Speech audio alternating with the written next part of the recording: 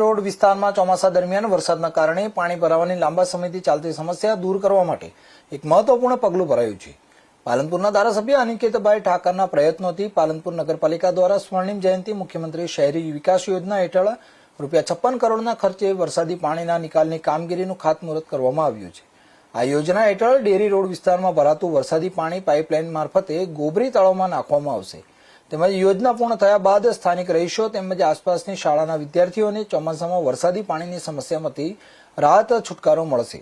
આ કામગીરીનું ખાતમુહૂર્ત થતાં સ્થાનિક લોકોમાં ખુશીનો માહોલ જોવા મળ્યો હતો। આ કાર્યક્રમમાં પાલનપુરના ધારાસભ્ય અનિકેતભાઈ ઠાકર, શહેર પ્રમુખ પ્રશાંતભાઈ ગોહિલ, ચીમનલાલ સોલંકી, દિલીપભાઈ પટેલ સહિત મોટી સંખ્યામાં ભાજપના હોદ્દેદારો તેમજ કાર્યકરો ઉપસ્થિત રહ્યા હતા।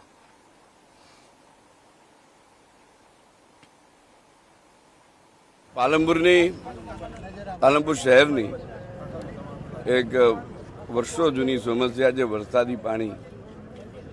પાલનપુર જેમ જેમ ડેવલપ થતું જાય છે, જેમ જેમ મોટું થતું જાય છે, એમ આ વરસાદી પાણીનો યોગ્ય નિકાલ થાય એ માટે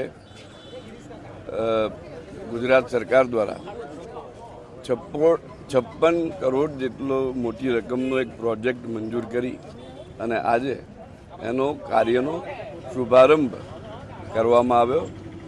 આગામી દિવસોમાં પાલનપુર શહેર વરસાદી પાણીની સમસ્યાથી ઓછામાં ઓછી તકલીફ અનુભવે એ દિશાની અંદર આ ખૂબ જ સારું અને લોકોની સુખાકારીમાં વધારો કરનારો કાર્ય બની રહેશે।